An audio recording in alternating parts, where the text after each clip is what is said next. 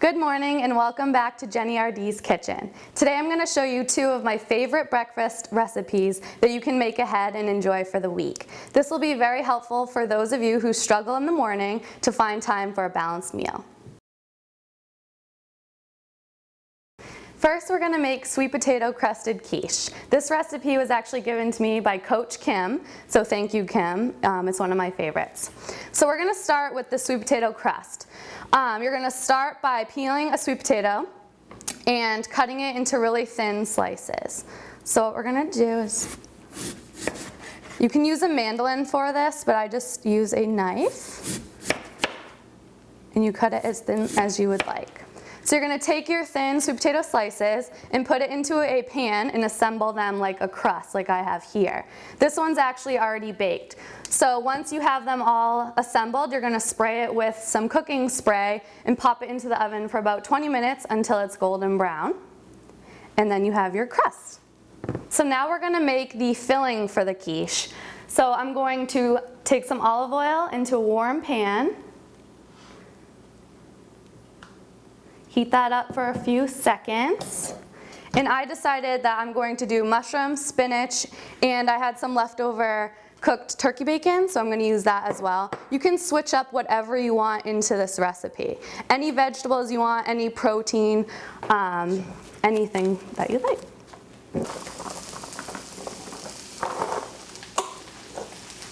Gonna let these soften up a little bit.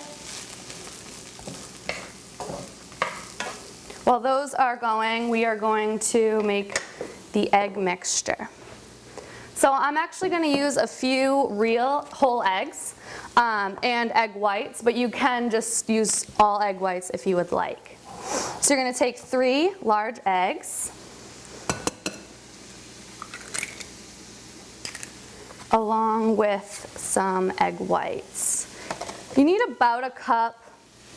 You can always add more if you need to at the end. A little bit there. We'll whisk that together.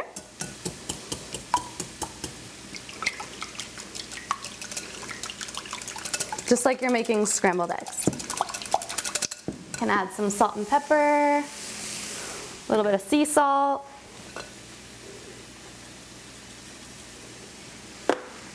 and cracked pepper.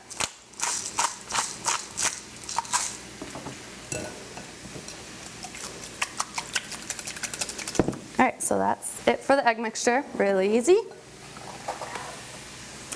Get back to the mushrooms. They're definitely getting a little bit softer, so now I'm just gonna reheat my already cooked turkey bacon, that in there, along with some baby spinach. So I'm gonna use about a half a container of fresh baby spinach. It's already been washed. And we'll wait till that is all wilted. So the oven right now is at 375. It's preheating. So the filling is almost done. I'm gonna add a little bit of pepper and salt to it, just to season it a little bit more. So a tip for this is just to make sure it's not very liquidy on the bottom of the pan, or it'll make your quiche very moist. So you can drain out the liquid if you need to, but this looks pretty good, so we're gonna shut that off. And we're gonna pour it onto our crust.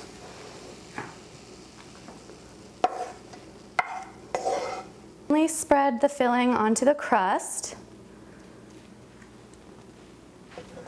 And then we're going to put the egg mixture right on top. So you just pour this on. And you want the egg mixture just to come right above the filling. So I think I need a little bit more egg whites in here. So just pour them right on top. You can really use any cheese you want. I've tried goat cheese, which is really good on this recipe as well. So I just do a light layer on the top.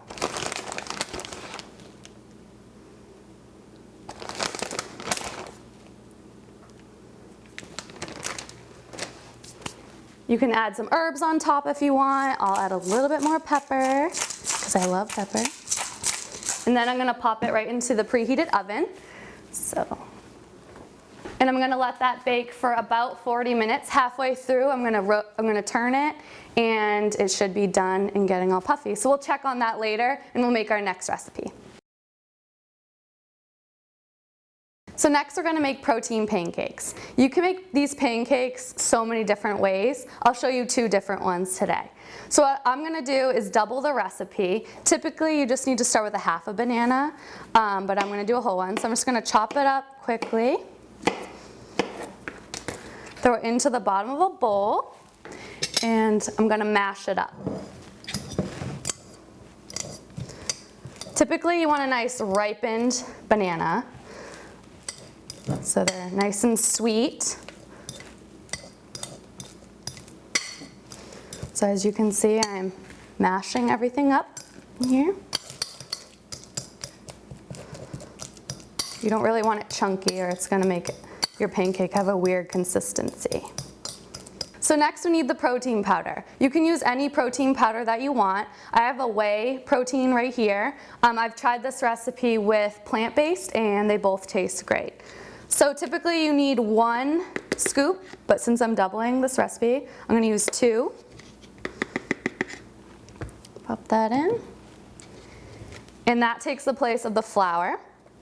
And then you need 1/4 cup of egg whites, so I'm going to use a 1/2 cup.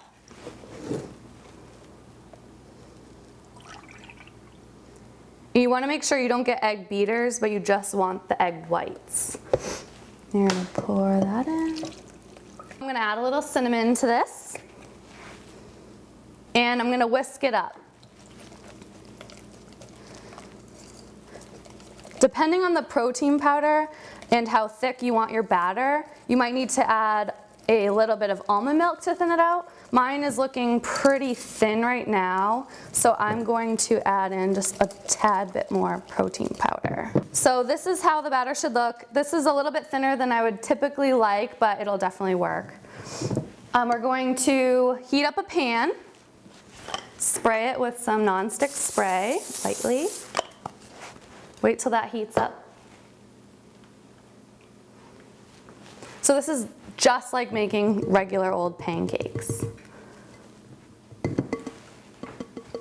So you're gonna pour the batter. I'm gonna pour half the batter into the pan. So once you have half in the pan, you're gonna wait, just like making a regular pancake, you want it to bubble on top. Then you know it's ready to flip. So this one looks about ready. I'm gonna flip it. And as you can see, it's nice and golden. We're gonna wait for that side to cook. It doesn't take as long. So since I doubled the mixture, I did make another pancake. It came out to be very large because I did add a little bit more protein powder in the beginning. So maybe cutting it down into 2 separate pancakes would be a good idea. So now for the toppings. Like I said, you can do a lot of different things with these pancakes. I'm gonna do a fruit topping first. So instead of adding maple syrup and butter, I actually thawed out some frozen berries, put them in the refrigerator overnight, so you get a nice syrupy texture. And I'm just gonna top it right on top. So the good thing about this topping is that there's actually no sugar added. This is just frozen fruit, and it's gonna be nice and sweet with the syrup. And then the next one, I'm actually gonna do peanut butter and banana because it's the best combination. So I have some all-natural peanut butter here, and I'm going to spread it over the top of my very large pancake. Just do a thin layer, you don't want too much.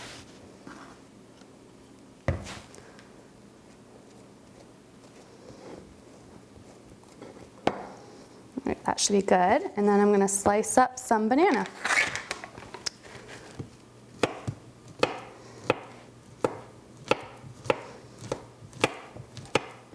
I'm just going to use half. So you can assemble that right on top. You could add some other fruit, maybe sliced strawberries. If it's for your kids, maybe some dark chocolate chips. for some sweetness. And that's it there. So this is the finished product. Depending on what you put into the pancakes and on top, these ones average out to be about 220 calories, but almost 30 grams of protein. So they're going to be very filling and very satisfying. So I think the sweet potato quiche is ready to come out of the oven, so I'm going to go grab that. It's all puffed up and golden brown. I'm going to put that right on top of the stove here. Let that cool for a second. And I'm going to slice it into 5 servings. So this recipe, depending on what you put into it, again, is about 250 calories and 20 grams of protein. So again, it's very filling and it'll keep you satisfied for a long time. So I'm going to slice it into 5 servings.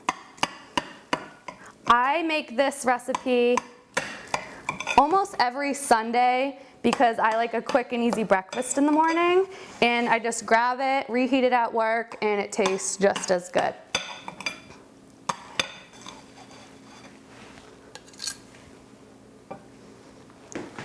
So as you can see, you have the sweet potato crust on the bottom, it got all crispy on the sides, and the cheese all melted and got golden, so enjoy.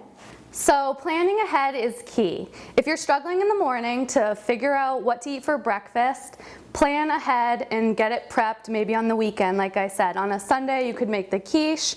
These pancakes are great make ahead. Just don't put the toppings on, wait till you reheat them. They actually taste great, just popped in the microwave. You could freeze them. So these are definitely some great ideas for you to use in the future. And that's Cooking in the Kitchen with Jenny RD.